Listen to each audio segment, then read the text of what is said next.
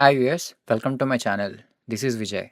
Today I am at Afrikana Ilford, a spot serving Afro-inspired grilled dishes with bold flavors and warm vibes. Stick around as we explore their menu, taste their signature plates, and give the rating.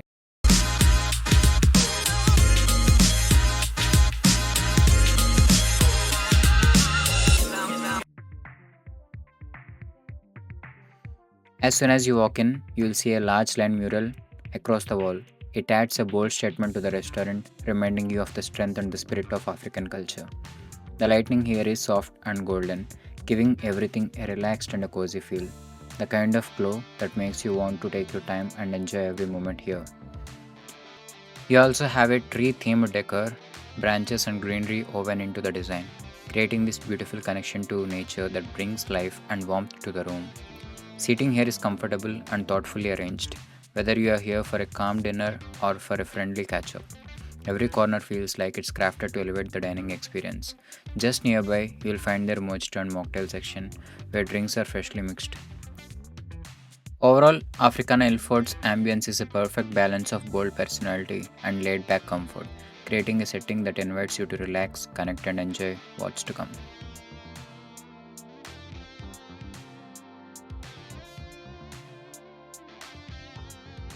They have classic passion, strawberry, bubblegum mojitos along with six different mocktails, and they also have a soft drinks along with some desserts.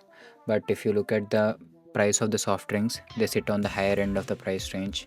Something to keep in your mind if you're watching your budget. If you want to start something light, they offer small bites, perfect for sharing or just warming up your appetite.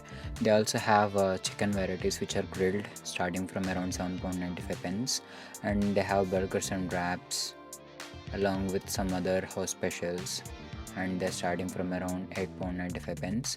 They also have sharing platters which are starting from 36.95 pence, and couple of sides as well along with the kids menu which may attract kids to try to make sure everyone at the table is happy. I had a quick chat with the manager. They recommended some specials. Now it's time to order and find out whether they are worth all the hype. So stick around because we are about to find out if Africana Ilford is truly worth your next food trip. I ordered the butterfly chicken and the hanging lamb kebab. Both are freshly grilled dishes. It took a bit over 15 minutes to arrive, but honestly, that's how it should be. Good grilling takes time, and I would rather wait for the proper flavor than the rush experience. So, before the mains arrived, I tried their deep fried okras. They look great. A nice golden crisp on the outside, and that soft okra texture inside that still comes through. The seasoning is actually pretty decent, a mild salty, slightly spicy kick that keeps the flavor interesting, but I will say they are a bit on the oily side. You definitely feel that extra greasiness after a couple of pieces, which kind of take away from how good the crunch could be. Still, as a starter, they are fun to munch on, just maybe something you'd want to share rather than finishing it alone. So, the mains have finally arrived. The plate looks pretty impressive at first glance. The presentation definitely gives that excitement that the meal is about to get serious. I always like to start with something simple, so I went for the fries first. They are okay, they do the job. Now, let's move on to what we are waiting for, the butterfly chicken topped with melted cheese. They named it as what cheese said in the menu. Served with a portion of jollof rice on the side. This is the moment I have been looking forward to. It is one of the recommended dishes, and visually, it definitely has that wow factor when it landed on the table. At first bite, the flavor is actually quite nice. You get that grilled chicken taste, tender in some parts, good seasoning, that's not too strong but enough to carry the dish. The cheese layer on top is meant to give that indulgent, creamy finish. But here is where things got a little tricky.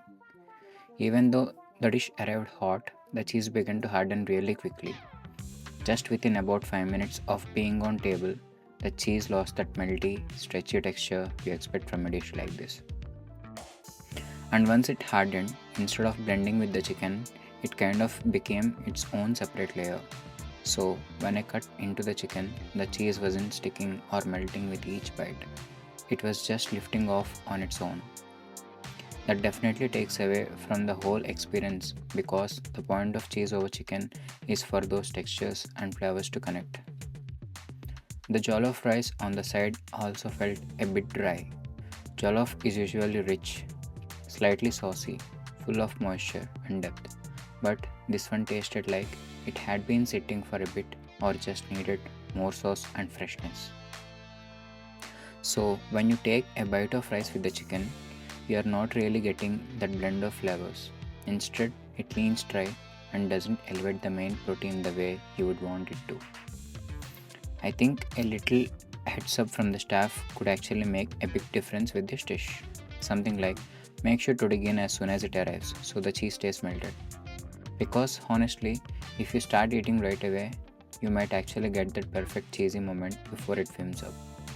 But since I was filming, which obviously takes a bit of time, the cheese completely set and separated from the chicken before I could enjoy it properly. So, this is definitely one of the dish where timing matters. If you are someone who loves taking food pictures, just be aware that the cheese might not stay soft for long. Overall, there is a potential here. The flavor of the chicken is good. The idea of melted cheese over grilled meat is always a winner. But the execution needs a bit of attention to keep the quality consistent throughout the meal. And the jollof could definitely used to be a bit more moisture to balance the plate better. Still, I appreciate the creativity behind this dish. I just hope they tweak it a little so the experience from the first minute to the last is satisfying. Because when it comes to a dish like this, texture is everything. So this dish comes in at £16.95, which definitely puts it on the premium end for a butterfly chicken plate. And when you're paying close to £17, you expect everything on that plate to hold up, from the texture of the cheese to the moisture in the rice. The chicken itself is solid, but the cheese hardening so quickly and the rice leaning on the dry side makes the value feel a little questionable. Because with a dish at this price, it's not just about how it tastes in the first 2 minutes, it should stay enjoyable throughout the meal. So right now I'm honestly a bit unsure if it fully justifies the price tag. There is a potential here and with a bit more refinement, it could feel like a great buy. But as it stands, I'm on the fence about whether it's worth £16.95.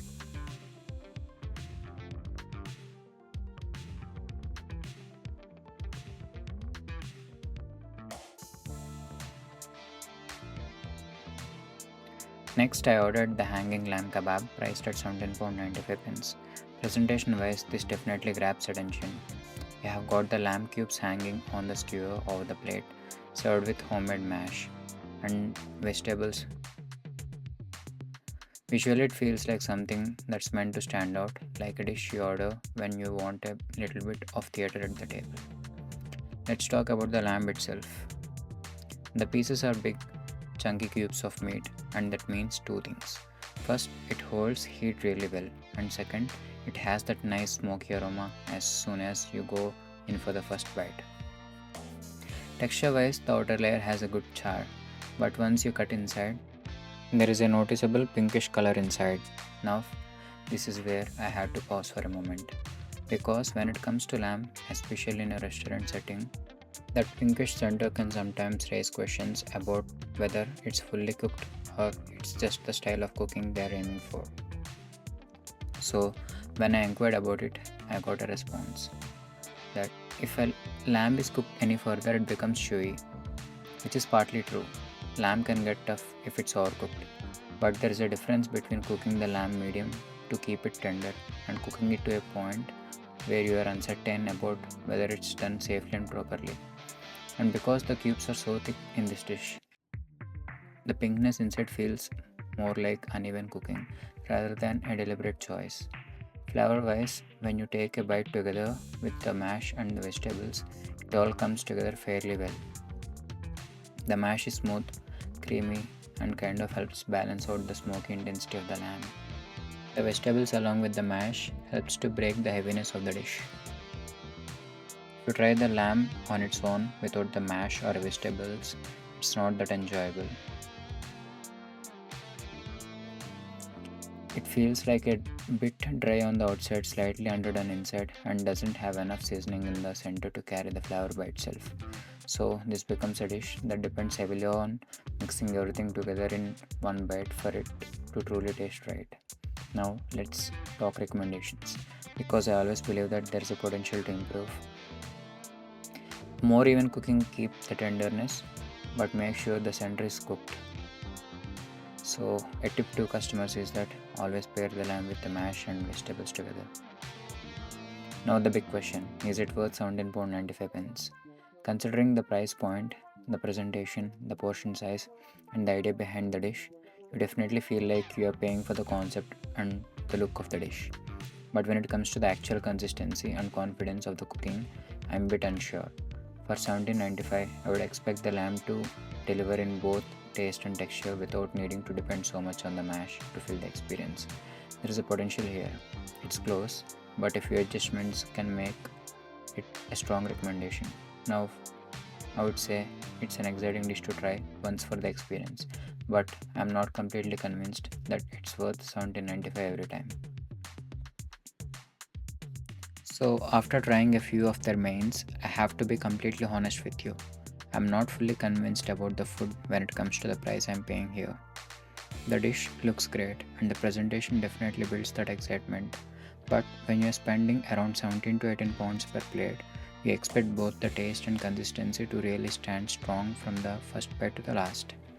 There are elements that are enjoyable, like the smoky flavor of the lamb or the portion size of the chicken.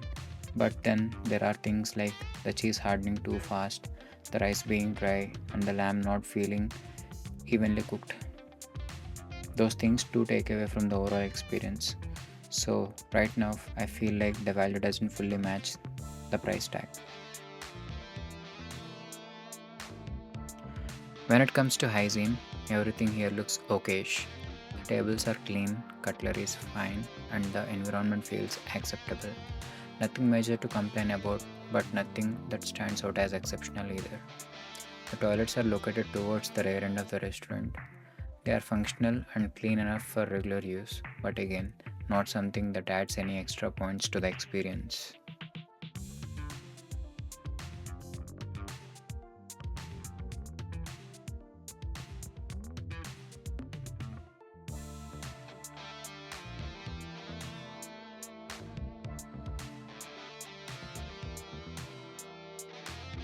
Finally, the time has come to give rating to Afrikana Ilford.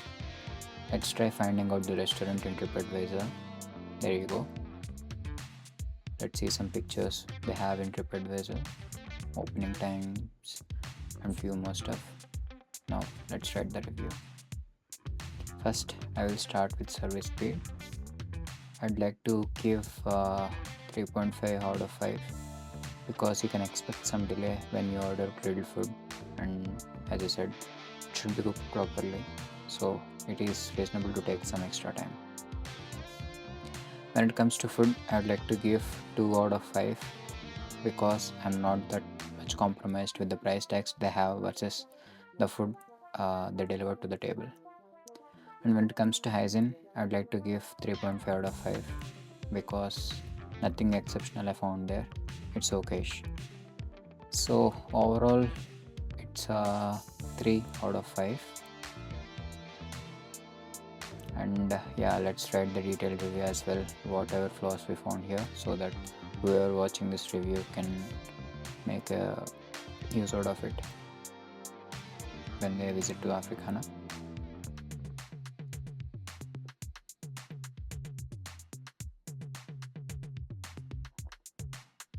There you go.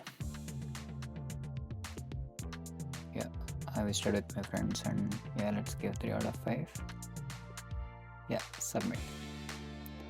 So thank you for staying till here, and I'd like to say one more thing: eat healthy, stay healthy, because good food is the best investment you can ever make. And yeah, see you in the next vlog.